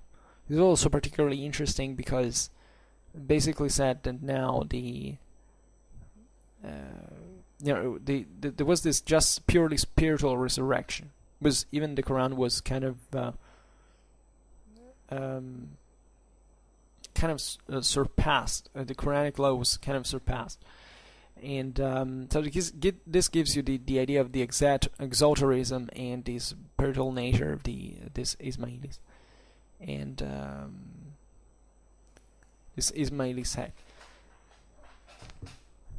Then another very famous victim was Conrad of Montferrat, in 1192, ordered still by Rashid ad-Din Sinan. And there are voices that fundamentally, there are rumors that this assassination was being called by, nonetheless, Richard Lionheart, and we don't really know, because there were some assassin. There was an assassin. I think the only surviving one was claimed that under torture that it was Richard behind the killing, but there's no way to prove, and some spoke actually also about Saladin involvement, but this seems unlikely. And what makes the one of Richard Lionheart more viable, that Cardinal of Montferrat was this North Italian nobleman that became de facto. He was one of the major participants to the Third Crusade. He became de facto king of Jerusalem, and at this time he was fundamentally negotiating with Saladin himself. So basically, this was to arrive to a truce, and even to kind of get rid of Richard the Lionheart's influence, and there is all a story behind it, but there might be another option that is fundamentally just, from the assassin side, to have a bit rebalance the situation in Crusader states, not of necessarily these intrigues, but they're kind of plausible at the end of the day. Conrad of Montferrat was kind of a very famous victim. Then the Mohammed II from Alamut ordered also the killings of these other figures. One in 1194, there was Rukn ad-Dawla Karin, that was the brother of he was actually the ruler of the Babanid dynasty, and the assassins killed him because he was a neighbor of them and had created some problems. The other one is Muiz ad-Din Muhammad, who was the Sultan of the Ghurid Empire, and this was happening in kind of the Far East. He was active in India actually, and he would, in this area of Ghazni, it would be today's Afghanistan. Most it was involved since the times of the Ghaznid dynasty in the Indian affairs, let's say. And also in here we don't really know whether it was actually the assassins who killed him or not, but then we have another famous, relatively famous assassination ordered in 1213 by Abu Mansur bin Muhammad, who was instead the third assassin Shifdai of Syria. So here you see how the Syrians were kind of always more involved with this, with the Crusader states, than the lords of Alamads really were. And the victim was Raymond de Poitiers, who was son actually of the eldest son of Bohemond IV. And he also here we don't really know why he was killed. He was an official in the Principality of Antioch, and he was kneeling at the foot of the altar in the Church of the Blessed Virgin at Tartus, and where he was when he was killed.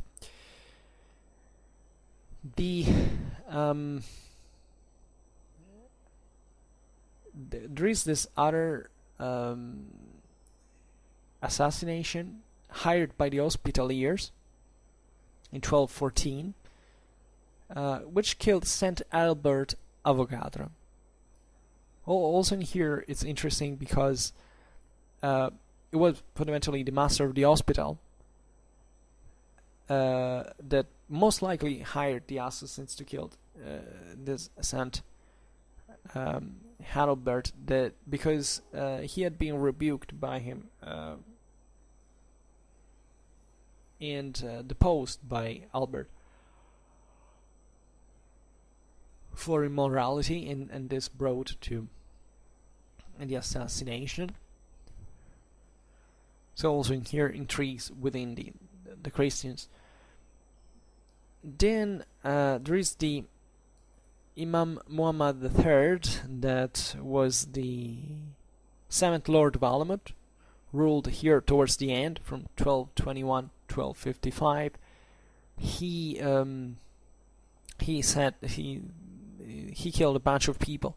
In 1221, this Yaminuddin Barham Shah bin Tai al-Din Arp, very long name, was the local Nasrid chief of Sistan, and he was assassinated for strictly military reasons, because he was about to besiege the Nizari castle of Shah, and so he was prevented from doing it. So here you see, instead of meeting directly the army, you just assassinate the leader. It's fine. This other assassination in 1227, carried out by the previous one we already was carried out by 4 Finanes, this way by 3, was Orkhan. That was actually the officer of the last ruler of the Kharazmian Empire before the Mongol conquest. So here the Mongols are approaching, and here the assassins killed him because he had raided the Ismaili settlements in Khoistan, so as a revenge. This is perhaps kind of the most famous, at least most important kill, that was the second son of Genghis Khan, Yagat. It was killed also here in 12 by Muhammad III in 12 1242. Yagati is one of the most famous Mongol conquerors, son of Genghis Khan. He had led these large armies together with his father on a campaign, and he was at the end of his at the death of his father, he was given this vast territories in Turkestan and Afghanistan as a reward. And the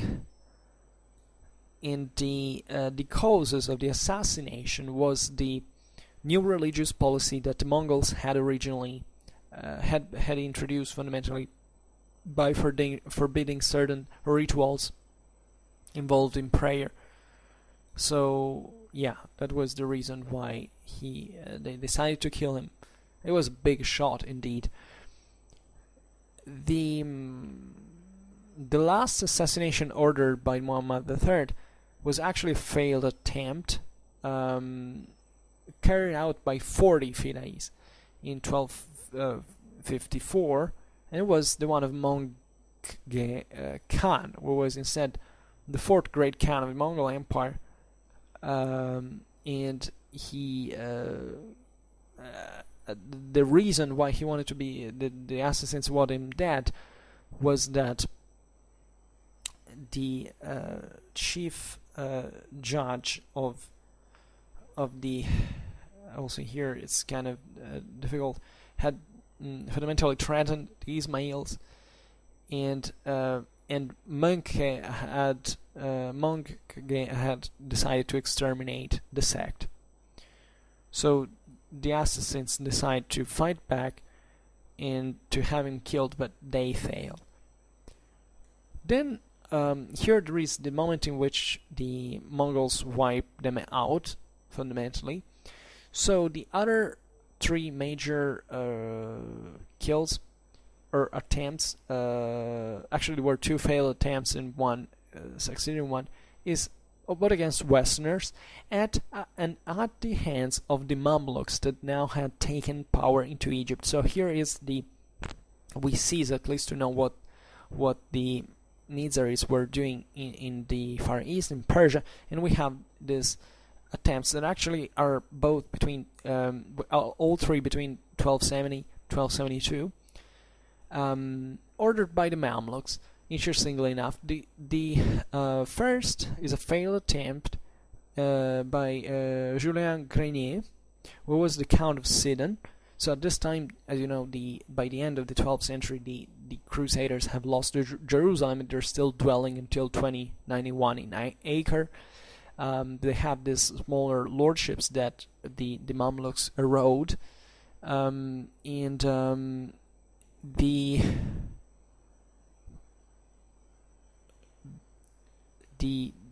here probably the Mamluks ordered his death for the sake of a much larger operation,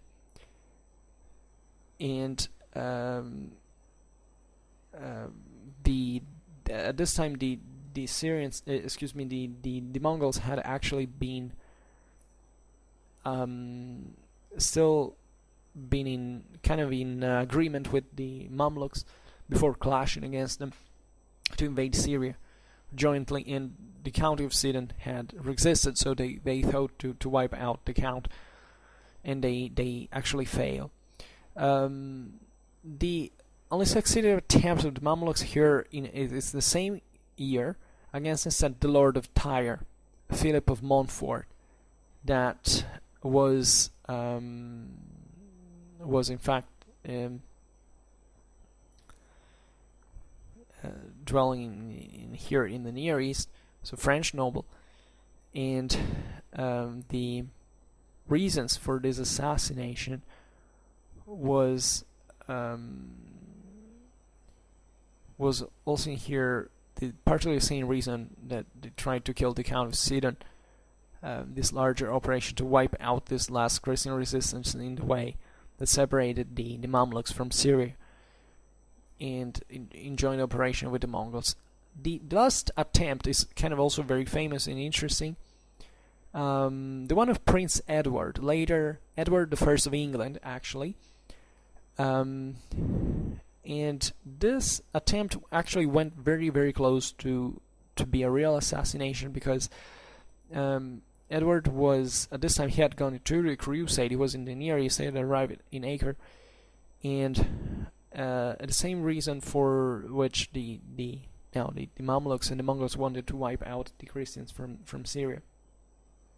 And interestingly enough, Prince Edward was actually wounded with a poisoned knife, and this made him severely weakened over the following months, and eventually he recovered, but he went very, very close to be assassinated. So it's interesting also to look at the background sometimes of kings that are kind of neglected until they became king, but they had their own history before. And just think about these Westerners actually going out there and living these experiences, looking at this world. And that's also why we know so much about the Assassins, because in fact, the Muslim sources are kind of I think in part have to be still studied, but it's also that we don't have so much in the West. Now there was a historiography that we managed to preserve over the centuries and spread the knowledge of these terrible assassins, also spreading their kind of black legend, and kind of putting that on the foreground, but actually not making us see the dual story and how this power was really structured. And as we were saying before, there are these stories also that assassins coming into Europe directly, but now we'll skip them, as they're kind of more legends than actual proof. We have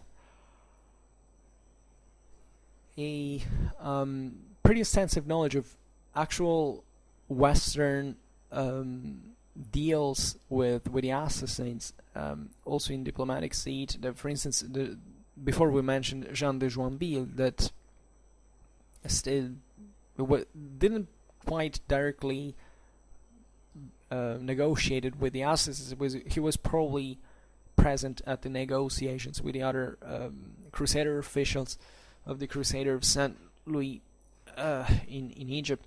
And here, fundamentally, you have some of the most terrible phrases, because the assassins now were asking the French for paying a tribute to the assassins, because basically they said that every kind of ruler that existed there in the area, whether Muslim or Christian alike, was in there only because the assassins wanted.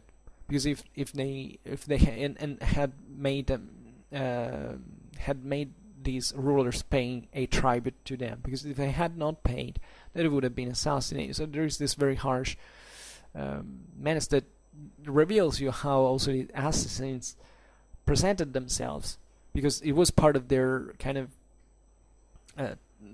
intimidation strategy to achieve this goal of saying, okay, look, that we don't mind who you are. Here it works like this. So either you pay tribute, and this goes along because paying tribute is not just money. Yeah, it's primarily money, but it's also having a sort of political recognition of some sort, at least of your actual power, and takes you to a higher step, international ground. And this tells you by the mid-13th century how powerful the assassins still were, or at least they pretend to be, given the tradition that they had developed. As we have seen, quite often the assassinations were motivated also by outsiders. The same Patriarch of Jerusalem, for instance, kind of was instigated by the Hospitallers, actually sent in that assassination. But at the same time, they were the assassins naturally were using these powers of theirs for the sake of controlling the balance of power against their own amongst their own enemies. So at that time, kind of everyone was an enemy, potentially speaking, at least. So that's the reason why the assassins can be found allied to either the Franks or the Muslims, depending on the moment, because that was perfectly normal. Also in here, as I often say, you can't really study the Crusades realistically, believing that it was like Christians versus Muslims. It wasn't at all like that. If not just in general background, but the political contingencies were. Anybody who knows the history of Crusades knows perfectly what kind of relations existed between the two sides, and there is also this control that the Hospitallers managed to extend over the Syrian assassins, as we have seen during the 13th century. That also tells you that they were kind of decaying in part, but mostly because of now further dynamics were happening all around, because the same Crusaders actually were pretty weaker in 13th century compared to the 12th. Now it was mostly the assassins kind of joined together because of other rivals that we have seen, in fact, being the rising Mamluks, also the Mongols, but also in here there were kind of variations in the various allegiance. Going back to the actual strength of the Nizaris in military terms, we've seen they had their own headquarters at Alamut, that was considered the center of their power. The eagles, the teaching's nest, the eagle's nest, and this was destroyed by the Mongols in 1256. That arrived, the whole Muslim world. The Muslim world had an enormous shock because of the Mongol invasions. I mean, if you look at the Muslim sources at the time, you realize that the Crusades were actually not this big shock. I mean, this is very interesting that the Muslims didn't quite actually even realize the threat that the Crusades had posed. In part, it's also because objectively the Crusades were, kind of a desperate enterprise. It's actually a miracle that they made it in the first place to establish those states. At that point, however, they had some potential for expansion, but the Muslims it's not that they didn't take that seriously, because obviously the major powers involved in the area were now committed in essentially expelling the Christians, or at least finding a balance that could be still favorable to contain them, use them also as political pawns. But the real massive shock, even from a sheer political, military, cultural point of view, was the Mongol invasion. Like in the Muslim sources, the Mongol invasion is like the devastating, and it's pretty much obvious. The Mongols wiped out, they literally wiped out the city of Baghdad. We basically have almost nothing from the old Baghdad. Baghdad was kind of the most advanced city in the world back in the day. It was an enormous city. We're talking about even something like, the Mongols razed it to the ground. That was the symbol also of the Abbasid Caliphates, of the great ancient rule, all a world that up to that time had revolved around, in fact, Iraq, and the Caliphate from Damascus had been shifted to there, and developing this great state that eventually was taken over by the Seljuqs, that kind of, sheltered it, de facto kidnapping it, but still having the Seljuq powers, or the major political entity in the area, kind of defending it. The Mongols kind of erased this world. There's a big watershed. Also, the Muslim world begins to kind of decline, in part because of that, because of other reasons actually, but the major central power actually shifts to Egypt, with the Mamluks that expand a lot. They conquer Syria. They managed to also in 1291 to get rid of the Crusaders, from the continental Asia, and or the area of the Near East, however. And the point, I don't know where I was going for this, but the idea is, however, the Assassins get completely overwhelmed by the Mongols, that are initially relatively, because initially the Mongols were sort of anti-Muslim, or at least they began to favor more the Christians, the Jews, and to reduce the Muslim power, because they thought they could basically balance it out. The Mongols also were keeping initially their own kind of traditional religion. Then eventually they can't hold this. They mix. I made a video on the Ilkhanate cavalryman, to which incidentally I was talking exactly about this. The Ilkhanate was the fundamentally the Khanate of Persia, that is the one that eventually involves, in fact, the Assassins in here. So, however, the Assassins get solidly demolished in the process. At least, especially from the Syrian, the original Syrian branch, and however, as we have seen, the Assassins are not exterminated completely, and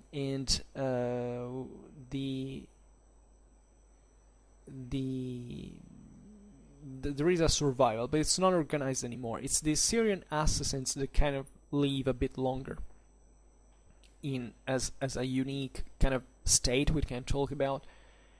And even though the Mamluk Sultan Baybars finally destroyed them in 1273, so ending what had been their kind of political power forever. I mean, the as a state, as a political organizations, and so on. Remember that, in fact, the Mamluks were Sunni, so at the same time it was also a political, a religious victory after all. But as we were saying initially, the Assassins still occasionally reappear. For instance, in 1275 they kind of recapture and hold Al-Mulk for a few months, so they make this last kind of show off, let's say. But they remain a sect. This is also the problem of the Assassins. They actually didn't develop into a larger territorial state. They always remained entrenched into their fortified positions on the mountain tops, and they in a certain sense, obviously I believe they didn't have much chance to expand further. I mean, there were other powers that were consistently more dangerous, more threatening. Even if these guys had something like 70 castles or so, they probably at no time they became realistically a major military player in the area. But they seem to have been able to move large numbers. At least certain sources say that the Assassins had a consistent military power on their own, at least theoretically. At this point, it's kind of impossible to assess their real power, because numbers given are kind of weird, as most of the numbers that are given. For instance, William of Tyre states that the Syrian Assassins, so just the Syrians part, could field theoretically 60,000.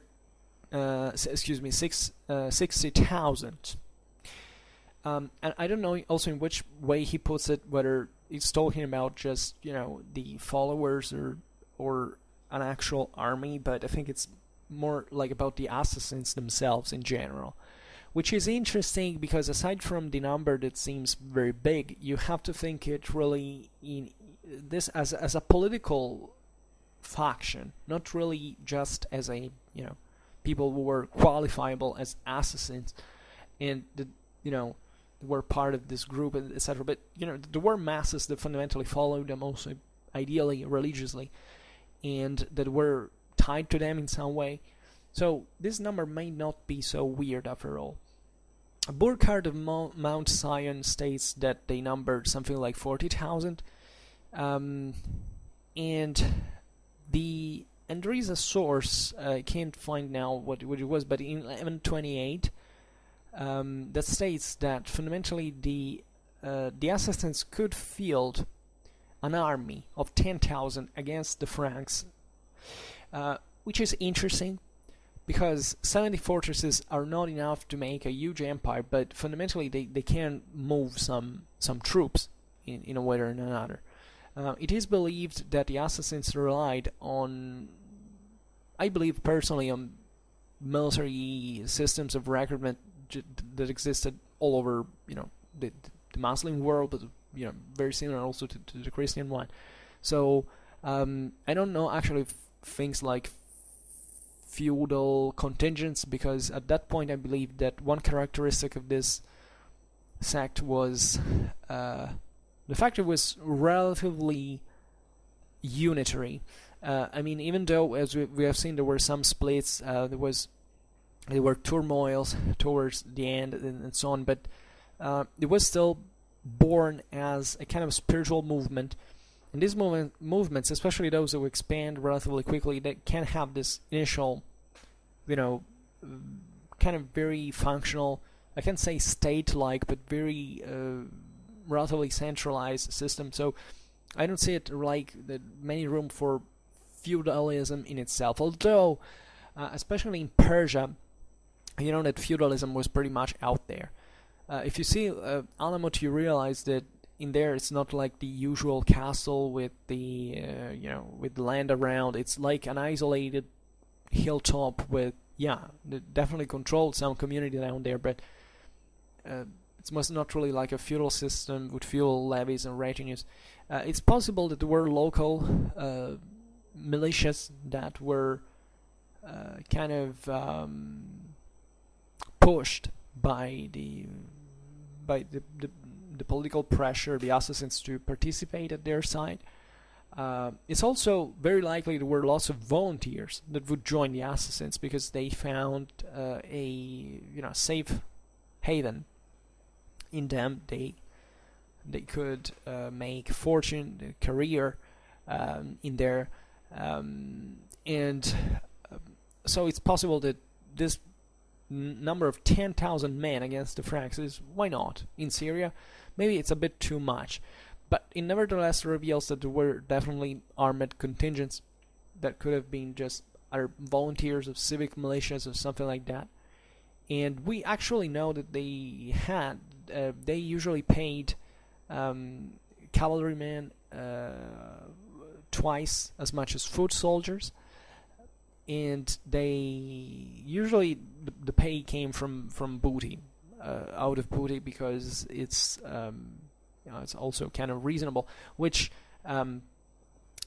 perhaps tells you that this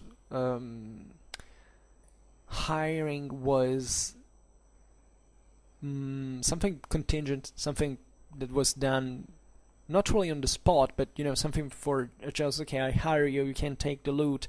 And that was normal actually in several other more organized military systems, but at the same time it's usually proper of troops that are hired temporarily or do not respond to a very structured, sophisticated forms of retribution and so on, and that entails a recruitment system that works in a fixed manner. But this is just my pure speculation from my side. So as we were saying before, the assassins eventually declined. First internally. This is also very interesting. It didn't really come out of much of political pressure from the outside, I believe, until at least in Syria the Mamluks expanded quite fast, and we know that in fact there are still groups that of assassins that keep working for the Mamluks, as we have seen, and they're paid even at a kind of a fixed rate, as we already said, which reveals that now there had been a sort of standardization for these agents to operate. There was even probably a relatively florid market of assassinations because of all this was typical, as we have seen, of the political environment. And yeah, this is it. This was just a very generalistic video on the assassins. I don't pretend to have told everything about them. This was just kind of a general introduction, and I have to read lots of stuff more to actually go much more in depth, because there is, after all, not so few about them to know. Also, all the reasons of assassinations, various political relations between the powers that they were hired by, or the ones that they go on assassinating. It's kind of fascinating to scope, and we can do it maybe another time. This video actually was meant to give a first look at the assassins, knowing that there is definitely a Black Legion behind them, which is kind of self-evident in its reasons, but at the same time is not to be regarded as the entirety of what this order, if we want to call it this way, perhaps sect is kind of better. And we will also have to discuss one day in the general history of or religions of how these sects actually worked, and why they spread in Islam and so on. So for now, I just hope that you enjoyed this video. If you did, please share it, otherwise leave a like or subscribe to my channel if you're interested in my upcoming contents. And for now, I thank you heartily for listening to me. I wish you a nice time and see you next time. Bye.